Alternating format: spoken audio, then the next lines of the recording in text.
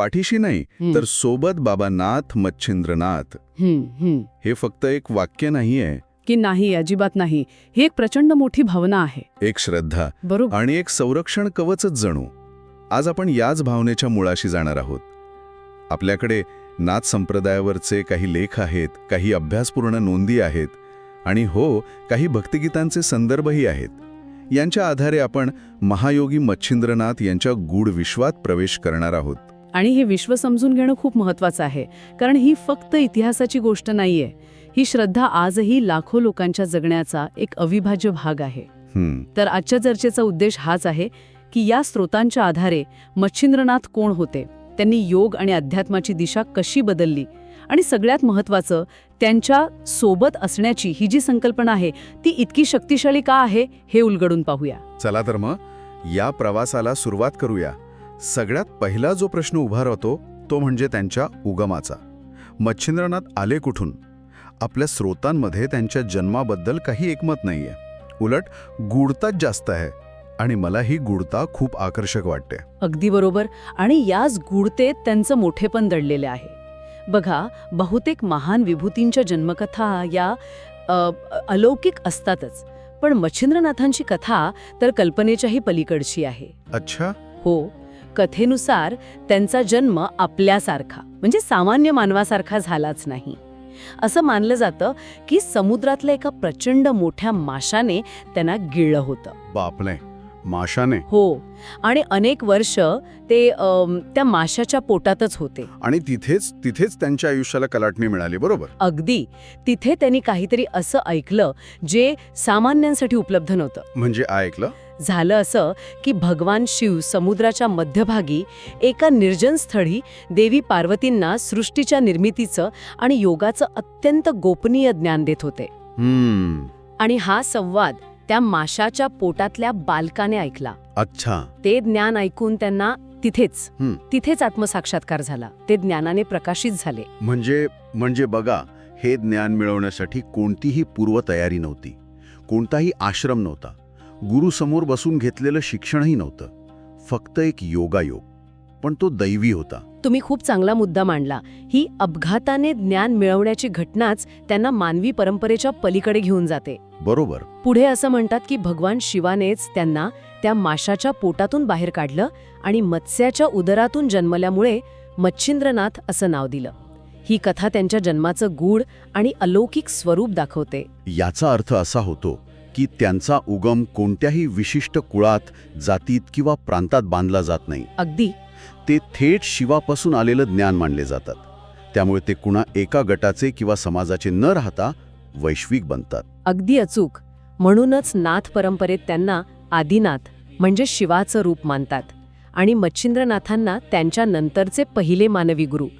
या कथेमुळेच ते मानवी मर्यादांच्या पलीकडे जातात आणि नाथ योगाचं मूळ पहिले सिद्धयोगी म्हणून स्थापित होतात. ज्यांनी थेट शिवाकडून ज्ञान ग्रहण केलं असा त्यांचा अधिकार निर्माण होतो. तर हा झाला त्यांच्या दिव्य उगमाचा भाग. पण केवळ एकटे ज्ञानी होऊन भागत नाही की नाही. एका व्यक्तीपासून एका विशाल परंपरेची निर्मिती होणं हा एक खूप मोठा टप्पा आहे. त्यांनी केवळ स्वतः साधना केली नाही, तर एक संपूर्ण संप्रदाय उभा केला. त्यांचं योगदान नेमकं काय होतं यावर आपले स्रोत काय सांगतात? त्यांचं योगदान खूप मोठं आणि बहुआयामी आहे. सगळ्यात पहिलं आणि महत्त्वाचं म्हणजे त्यांनी योग मार्ग सर्वसामान्यांसाठी खुला केला. हे आज आपल्याला कदाचित साधं वाटेल, पण त्या काळात ही एक मोठी सामाजिक आणि आध्यात्मिक क्रांती होती. तेव्हा योग आणि अध्यात्म हे काही विशिष्ट लोकांपुरतंच, म्हणजे विशेषतः उच्चवर्णीयांपुरतं किंवा संन्याशांपुरतं मर्यादित होतं. देवळात किंवा यज्ञात मोक्ष शोधण्याऐवजी त्यांनी थेट मानवी शरीरालाच साधनेचं केंद्र बनवलं. The human body as the temple ही कल्पनाच त्या काळात किती क्रांतिकारी असेल. नक्कीच. हीच त्यांची दुसरी मोठी देणगी आहे. त्यांनी सांगितलं की मोक्ष मिळवण्यासाठी शरीर सोडून कुठे जंगलात जायची गरज नाहीये. अच्छा. हे शरीरच साधनेचं माध्यम आहे. या शरीरातच कुंडलिनी नावाची प्रचंड ऊर्जा आहे. तिला जागृत करूनच परमसत्याचा अनुभव घेता येतो. यालाच काया साधन म्हणतात. आणि यामुळेच समाजातली सर्व स्तरांतील लोकांना साधनेचा अधिकार मिळाला. अगदी. आणि या विचाराने केवळ सामान्य लोकांनाच नाही, तर त्या काळातील मोठ्या योग्यांनाही प्रभावित केलं. हो.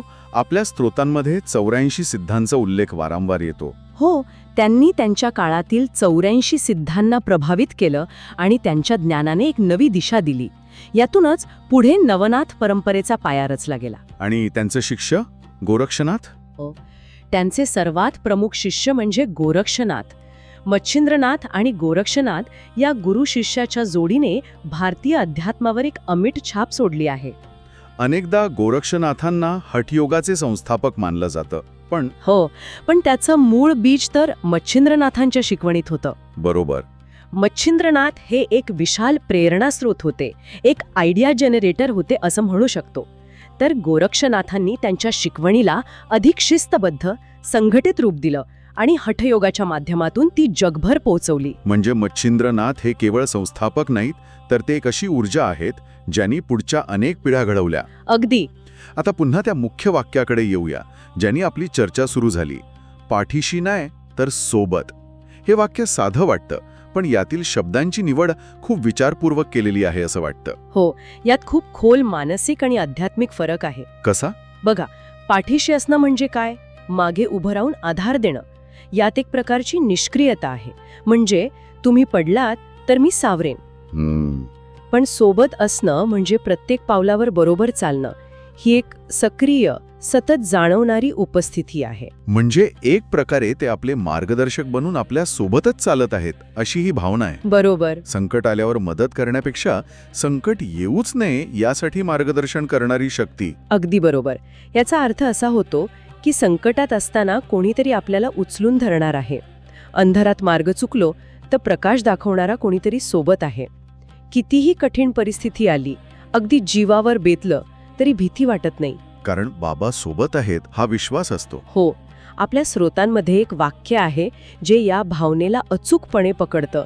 नाथांची साथ असेल तर काळीज मजबूत होतं. वा, काळीज मजबूत होतं. आणि ही भावना केवळ जुन्या पिढ्यांपुरती मर्यादित नाहीये. आजच्या काळातही ती तितकीच जिवंत आहे. याचं श्रेय काही अंशी आधुनिक कलाकारांनाही जातं. हो, नक्कीच. विशेषतः परमेश माळी आणि आकाश शिंदे यांच्या भक्तिगीतांचा उल्लेख करावाच लागेल. पाठीशी नाही तर सोबत बाबा, हे त्यांचंच गाणं की नाही? हो, त्या गाण्याने या प्राचीन श्रद्धेला एक आधुनिक आवाज दिलाय. त्या गाण्याचा ताल, त्यातील ऊर्जा आणि सोपे पण थेट भिडणारे शब्द यामुळे तरुणाई सुद्धा या भावनेशी जोडली गेली. बरोबर. संकट काहीही असो, बाबा सोबत आहेत, मग घाबरायचं कशाला? हा विश्वास त्या गाण्याने अनेकांच्या मनात पक्का केला. ही एका प्राचीन श्रद्धेची आधुनिक अभिव्यक्ती आहे. हे सगळं ऐकल्यावर मला एक प्रश्न पडतो.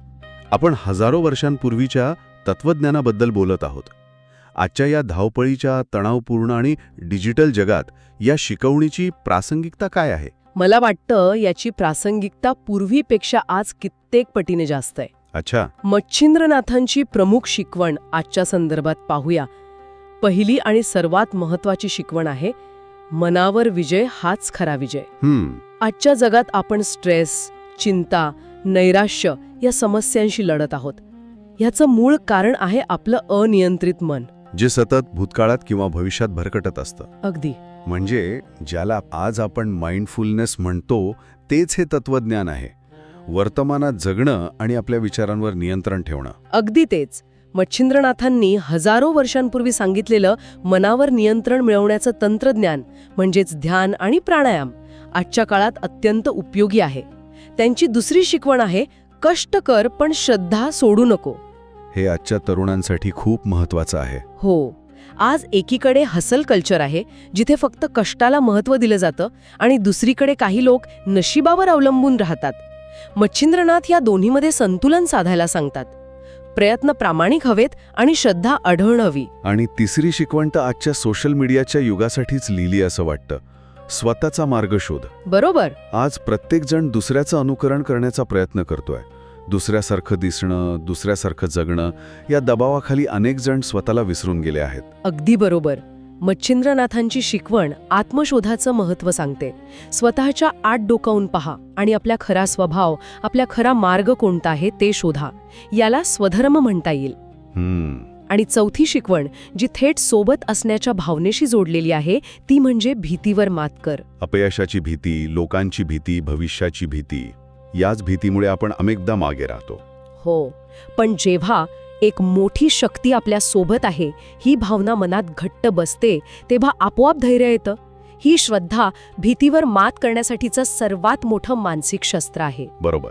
म्हणूनच त्यांच्या शिकवणीतील सर्वात महत्त्वाचं वाक्य जे आपल्या स्त्रोतांमध्येही आहे ते म्हणजे साधकाने प्रथम स्वतःला जिंकले पाहिजे. बाहेरच्या जगाला जिंकण्याआधी स्वतःच्या मनाला, इच्छांना आणि भीतीला जिंकणं हीच त्यांच्या संपूर्ण तत्वज्ञानाची गुरुकिल्ली आहे. अगदी. पण मला एक सांगा, हे तत्वज्ञान फक्त ग्रंथांपुरतं किंवा विचारांपुरतं मर्यादित आहे की लोकांना याचा प्रत्यक्ष अनुभवही येतो? कारण कोणतीही श्रद्धा अनुभवाशिवाय टिकू शकत नाही. हा खूप महत्त्वाचा प्रश्न आहे आणि याचं उत्तर हो असं आहे. स्त्रोतांमध्ये भक्तांच्या अनेक अनुभवांचा उल्लेख आहे. लोक आजही सांगतात की त्यांना नाथांच्या कृपेचा अनुभव कसा येतो. म्हणजे काही चमत्कारिक घटना घडतात असं म्हणायचंय का? चमत्कार हा शब्द जरा सापेक्ष आहे, पण अनुभव नक्कीच येतात. उदाहरणार्थ स्त्रोतांमध्ये असे उल्लेख आहेत की एखादी व्यक्ती नोकरीच्या मुलाखतीत प्रचंड घाबरलेली असते, पण प्रार्थनेनंतर तिला अचानक एक विलक्षण शांतता जाणवते आणि ती पूर्ण आत्मविश्वासाने बोलते. किंवा एखादा व्यावसायिक मोठ्या आर्थिक संकटात असतो आणि त्याला रात्री स्वप्नात किंवा ध्यानातून अचानक असा काही मार्ग सुचतो जो त्याने कधी विचारच केला नव्हता. पण या घटनांना योगायोग किंवा आपल्या सुप्त मनाची शक्ती असंही म्हणता येईल की नाही? नक्कीच. तर्कशुद्ध विचार करणारी व्यक्ती याला योगायोग म्हणू शकते, पण भक्त याला नाथांची कृपा मानतात. इथे श्रद्धेची शक्ती दिसून येते. अच्छा.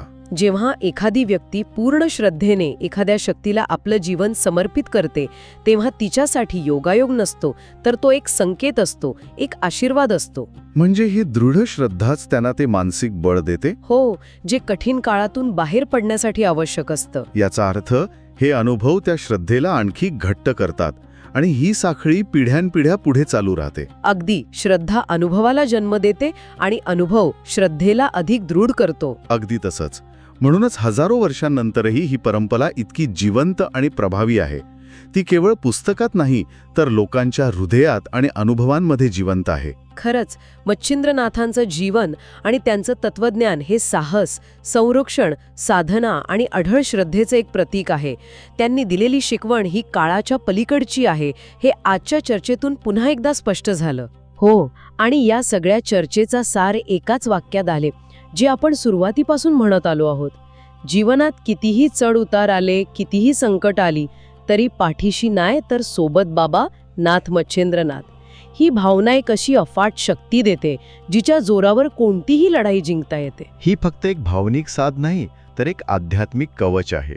आजची चर्चा संपवताना ऐकणाऱ्या प्रत्येकासाठी एक विचार सोडून जाऊ इच्छितो. आपल्या स्त्रोतांमधील त्याच वाक्यावर आधारित आहे, साधकाने प्रथम स्वतःला जिंकले पाहिजे. नक्कीच. जर स्वतःवर विजय मिळवणे हाच खरा विजय असेल, तर आजच्या या धावपळीच्या आणि सतत बदलणाऱ्या जगात आपल्या मनातील किंवा स्वभावातील कोणत्या एका पैलूवर विजय मिळवणे हे आपल्यासाठी सर्वात मोठे आव्हान आहे. मग तो राग असेल, भीती असेल, आळस असेल किंवा सतत दुसऱ्यांशी तुलना करण्याची सवय असेल. त्या एका गोष्टीवर विजय मिळवण्याची सुरुवात आपण आज कशी करू शकतो यावर नक्की विचार करा.